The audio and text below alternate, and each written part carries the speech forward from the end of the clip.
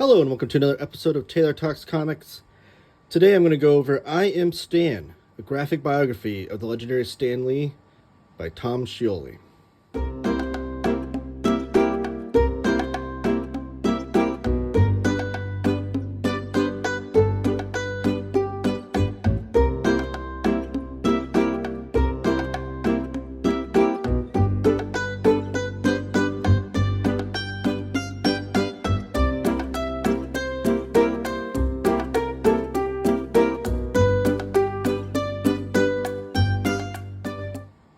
Thanks for joining me. Please give the video a thumbs up. Subscribe if you haven't already. And anywhere you want to follow me on social media, that's all in the description below. And if you want to find a cool place to buy your comics and graphic novels online, you can do so at organicpricebooks.com. Also have some promo codes in the description below that can save you some money when you order comics or graphic novels at organicpricebooks.com. So today I got I Am Stan by Tom Scioli. This is Tom Scioli's latest works. He's one of my favorite cartoonists going today. Talk about him a bunch on my channel, so if you're not familiar.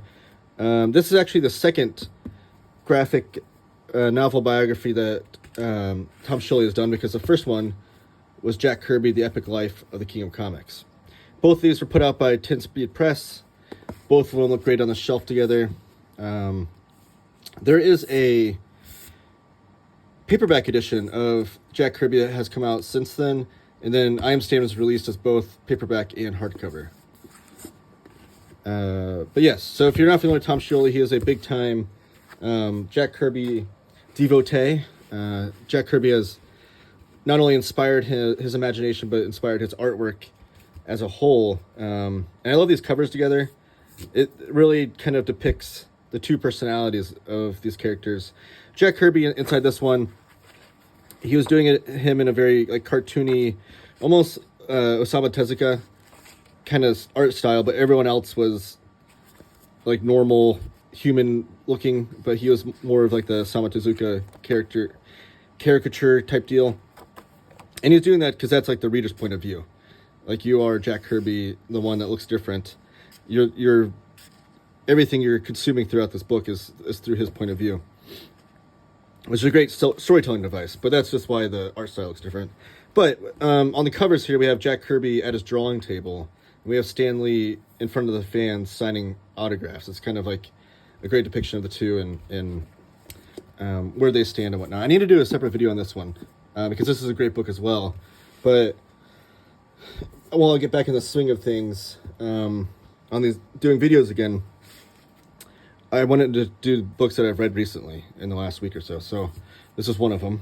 And I've been looking for the hardcover version of this. That's why it's taken me so long to come out, or so long to find its way into my collection.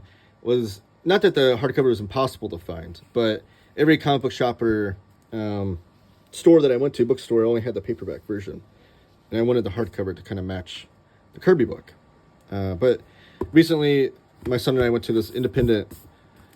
It was an independent bookstore crawl or something, and we found this. He found this actually for me, so I was grateful for that.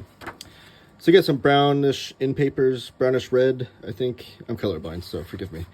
And before you get any indicia or anything, you get right into this little scene. And it's kind of this heartbreaking scene where Stan Lee in his closing days of his life has his security entourage explaining how to spell his own name while he's signing autographs. And then you get this great image here.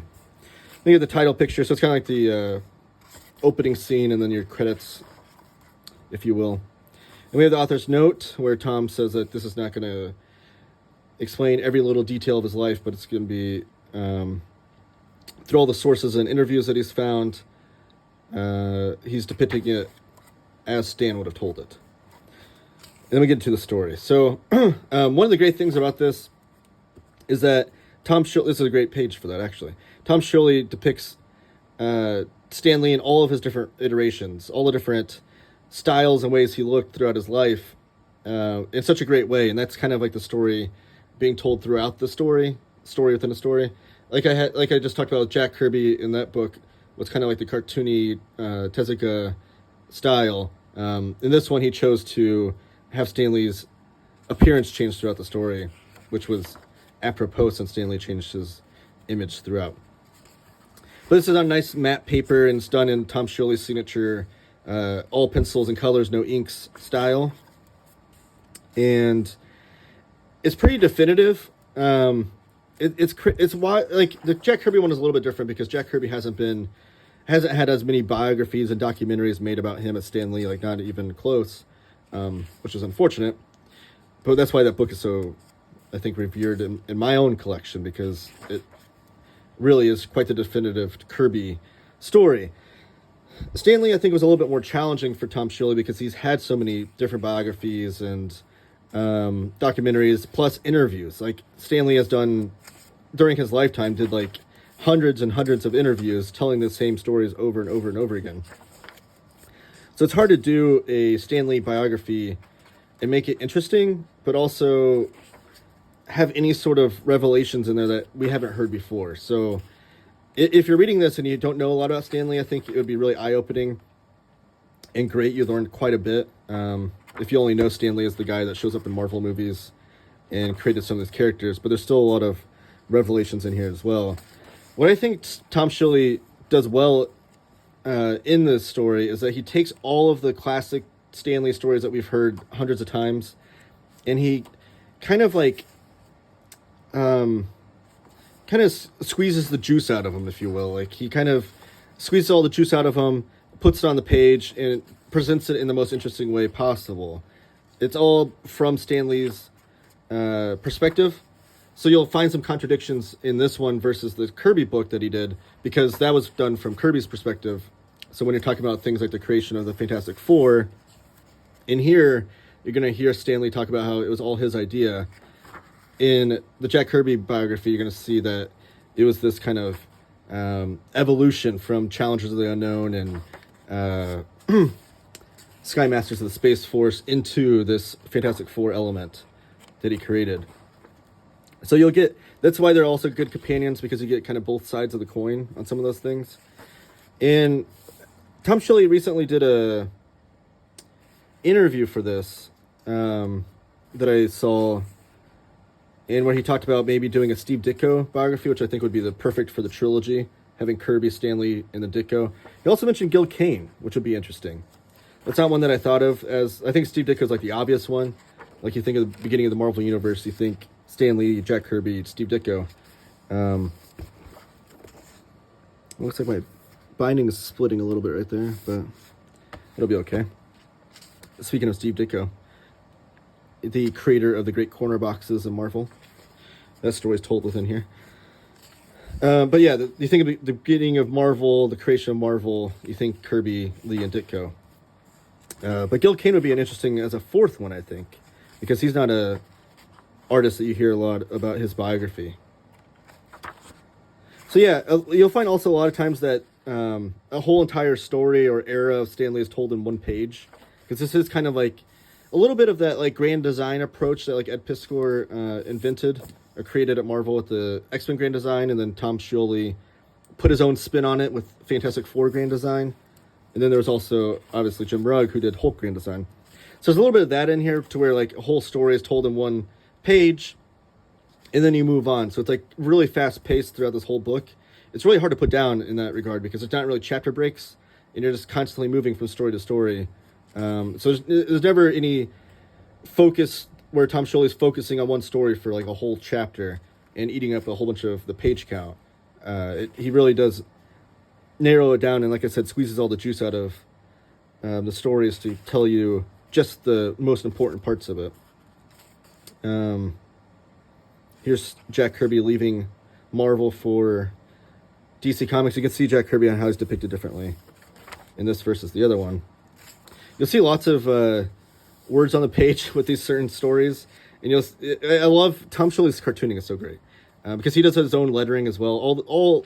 Everything is done by his hand on this page, and you'll even see like the characters kind of moving out of the way of the word balloons, trying to squeeze their face in there. And we're talking about Stan Lee, one of the most verbose with words of comics ever, right? But it's never boring. Like, some people get so jaded when they see so many words on a page, but Tom Scioli's writing is so fun. That's one thing. When people ask me what I like about Tom Scioli's comics so much, that's the way I usually describe him, is that Tom Scioli only knows how to make fun comics. Here's Stan Lee reading Mr. Miracle and finding out that this character was done as a character of him and Roy Thomas, where it's like Funky Flashman and Houseboy Roy. Here's this would be a great poster, right? But it's also a sad quote, because this is a quote from Stan Lee where he says, if you want to make it in comics, the best thing you can do first is establish yourself in a different field.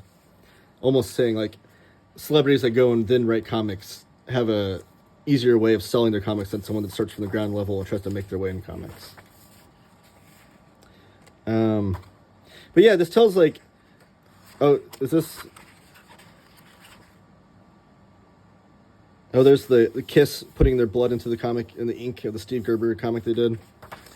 Here's a little bit of Stan Lee's development of the tokusatsu genre, where Stan Lee was trying to get the Spider-Man show off the ground, and the Japanese one he really enjoyed. But there's also the depiction of the Power Rangers, where he's trying to... Oh, right here. He has this idea with Saban, I forget how you pronounce it. Trying to put together this Power Ranger show where you take this Super Sentai footage, and then you have real American teenagers do the non-action scenes. It was exactly what would become Mighty Morphin Power Rangers, but this was done by Stan Lee in the 80s, so like a whole decade before Mighty Morphin Power Rangers would become a thing. There's an iconic image of Stan Lee right here. So, like I said, you get all the iconic pieces of Stan Lee's biography in here. There's nothing missing. Even the latter days, with Stan Lee Entertainment and kind of the nefarious means that went into that. Kevin Smith with Mallrats here. I will say that it's not... There's a lot of fill in the gaps, at least in my mind, where me as a reader, knowing a lot of the Stan Lee knowledge, having read multiple biographies of the man and seen countless documentaries and interviews. Like this guy right here, which I forget his name, but he's the one that helps Stan Lee put together Stan Lee Entertainment. And you get just a broad, like, sweeping across about how nefarious this character actually ended up being, and how he cost not only Stan Lee millions of dollars, but a bunch of other entities millions of dollars, and how shady of a character he was in his previous career to that. I think I found that out in the... I think, man, I forget the biography. It was the most recent Stan Lee biography that came out. I forget... it was the one that's supposed to be like warts and all, showing all the bad sides of Stan Lee. But that's shown a lot. So me having that knowledge, I knew exactly who this character was that Tom was depicting and everything that went along with him. But not everything's in there. This is a funny thing. This is one of Stan Lee Entertainment's projects was creating this Backstreet Boys Saturday morning superhero cartoon, and actually have one of these toys. They had Burger King toys for these characters, the Backstreet Boys as superheroes, and I still have one in my old action figure box that my son plays with now. Howard Stern makes an appearance here. So you're getting everything you want. I do think it's pretty definitive, and it's pretty straightforward. Like, it doesn't... There's obviously the Stan Lee heavy-leaning documentaries and biographies where they, like, present him as a hero and he never did anything wrong.